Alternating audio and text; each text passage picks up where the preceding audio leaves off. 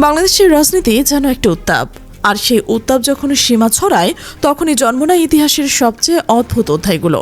2007 সালের 11 জানুয়ারি, একটা দিন যেটা শুধু ক্যালেন্ডারের তারিখ নয়, একটা মোড়, একটা রহস্য, যাকে আমরা চিনি 1/11 নামে। সেদিন ঠিক কি হয়েছিল এবং এত বছর পর কেন আবার সেই প্রশ্ন ফিরে আসছে?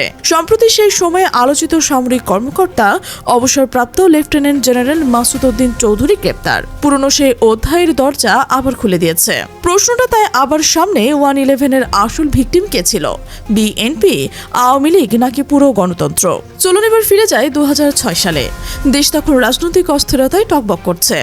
দুটি প্রধান দল, বেগম খালেদা জিয়া এবং শেখ হাসিনা, এমন এক সংঘর্ষে জড়িয়ে পড়েছিল যেখানে সমাধানের চেয়ে সংকটই বড় হয়ে উঠেছিল। নির্বাচন ঘিরে উত্তেজনা, রাস্তায় বিক্ষোভ, আন্তর্জাতিক চাপ, সব মিলিয়ে দেশ যেন বিস্ফোরণের অপেক্ষায়। আর ঠিক তখনই 11 জানুয়ারি জরুরি অবস্থা জারি হলো। গণতন্ত্র থেমে গেল সাময়িকভাবে। মঞ্চে এলো এক নতুন শক্তি, সেনা সমর্থিত তত্ত্বাবধায়ক সরকার। ইতিহাস বলে, রাজনীতি যখন নিজেই সমস্যার সমাধান করতে পারে না, তখন অন্য কেউ এসে জায়গা নেয়। 1/11 ছিল সেই শূন্যতার ফল। এবার শুরু হলো পরিষ্কার অভিযান, দুর্নীতির বিরুদ্ধে যুদ্ধ।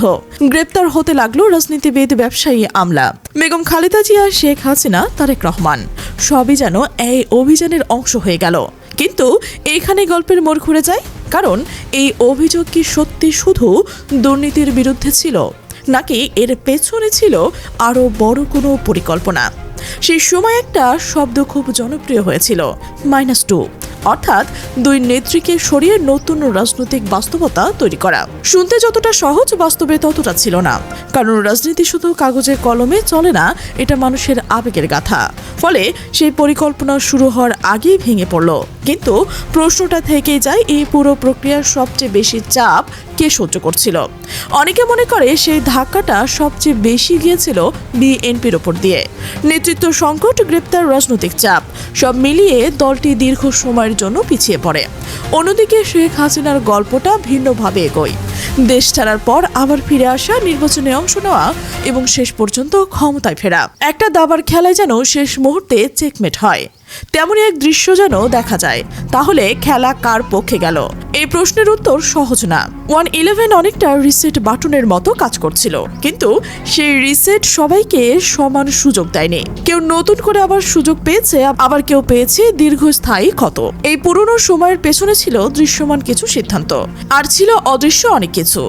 আর ঠিক এই অদৃশ্য অংশটাই আজও বিতর্কের কেন্দ্র। এখন আসি বর্তমান প্রসঙ্গে। মাসুদ উদ্দিন চৌধুরী গ্রেপ্তার শুধু একটি আইনি ঘটনা নয়, এটা যেন সেই পুরনো নাটকের নতুন দৃশ্য। একসময় যিনি ছিলেন ক্ষমতার কেন্দ্রে, আজ তিনি অভিযুক্ত। এই পরিবর্তন আমাদের একটা কথা মনে করিয়ে দেয়, বাংলাদেশের রাজনীতিতে কিছু স্থায়ী নয়, সময় বদলায়, আর সেই সঙ্গে বদলায় চরিত্রের অবস্থানও। 1/11-এর সময় দুর্নীতি বিরোধী অভিযানের নেতৃত্ব দেওয়া এই ব্যক্তির নাম পরবর্তীতে জড়িয়ে যায় নতুন অভিযোগ, বিশেষ করে শ্রমিক রপ্তানি খাত, মালয়েশিয়া নিয়ে সিন্ডিকেট, বিপুল অর্থ লেনদেনের অভিযোগ। সব মিলিয়ে নতুন বিতর্ক তৈরি হয়। যদিও সব অভিযোগ প্রমাণিত হয়নি, তবুও জনমনের সন্দেহ থেকে যায়। আর এখানে গল্পটা আরো জটিল হয়ে ওঠে, কারণ এক সময় যিনি ছিলেন কঠোর অভিযানের মুখ, পরবর্তীতে তাকে করা হয় রাষ্ট্রের প্রতিনিধি।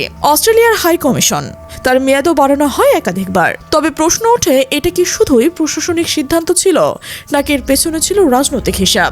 বিশ্লেষকদের একাংশ মনে করে 1/11-এর সময়কার কিছু সমঝোতা পরবর্তী সময়ের রাজনীতিতে প্রভাব ফেলেছিল, এবং সেই প্রভাবের প্রতিফলন আমরা পরে দেখেছি।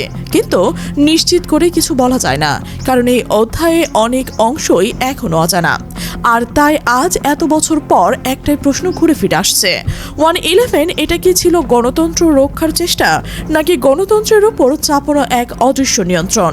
সবচেয়ে বড় কথা, সেখান থেকে কি সত্যি কেউ লাভবান হয়েছিল, নাকি সময়ের ব্যবধানে সেই লাভেরই মূল্য এখন দিতে হচ্ছে? ইতিহাস কখনো হারিয়ে যায় না, সে শুধু অপেক্ষা করে সঠিক সময়ে আবার ফিরে আসার জন্য। প্রিয় দর্শক, 1/11 নিয়ে আপনার মন্তব্য কি? অবশ্যই কমেন্টে জানান। আর আপনি যদি এই চ্যানেলে নতুন হয়ে থাকেন, সাবস্ক্রাইব করে বেল আইকনটি বাজিয়ে রাখুন, যেন আমাদের বিশ্লেষণধর্মী প্রতিবেদন সবার আগে আপনার কাছে পৌঁছয়। আর আমাদের সাথে থাকার জন্য ধন্যবাদ।